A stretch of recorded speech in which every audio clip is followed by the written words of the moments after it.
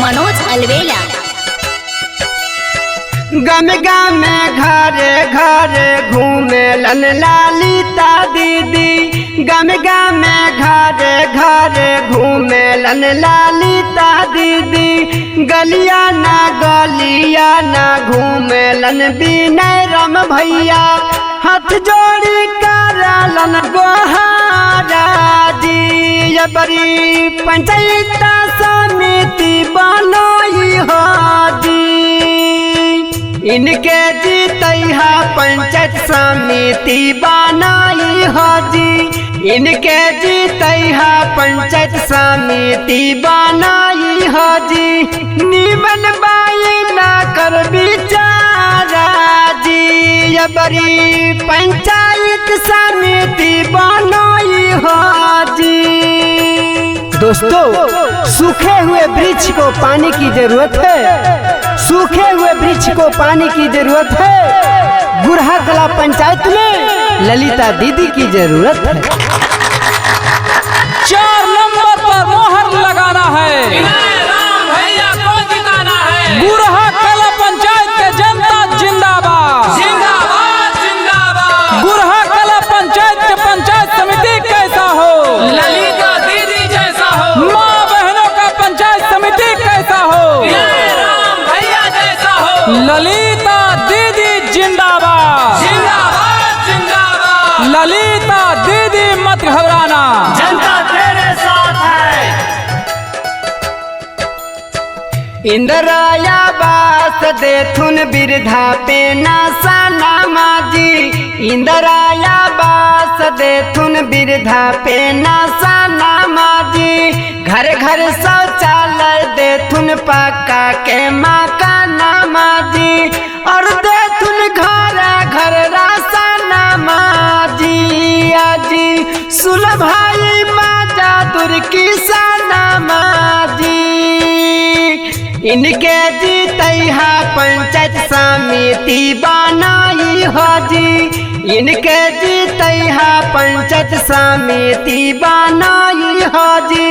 निमन बाई ना कर बिचारा जी, पंचायत समिति बनाई हो अब की बारा जी।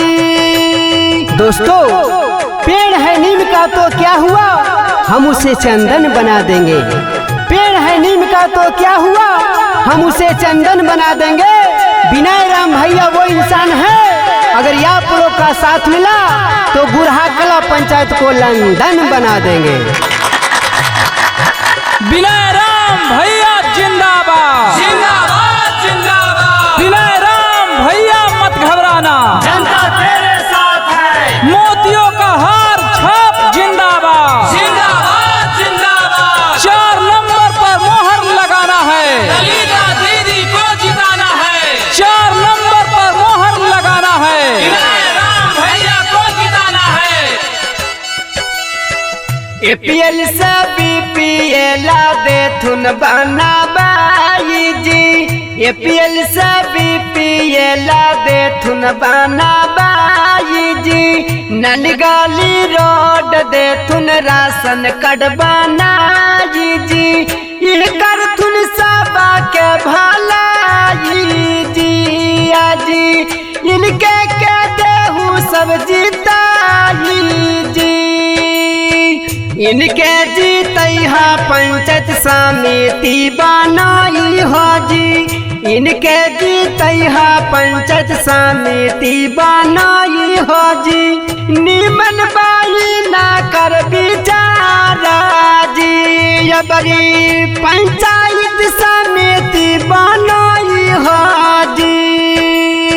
गम गम घरे घरे घूमेलन ललिता दीदी, गम गम घरे घरे घूमेलन ललिता दीदी, गलिया ना घूमेलन विनय राम भैया, हाथ जोड़ी करलन गोहारा जी। बड़ी पंचायत समिति बनोई हो जी, इनके जीतैहा पंचायत समिति बनाई हो जी, इनके जीतैहा पंचायत समिति बनाई हो जी।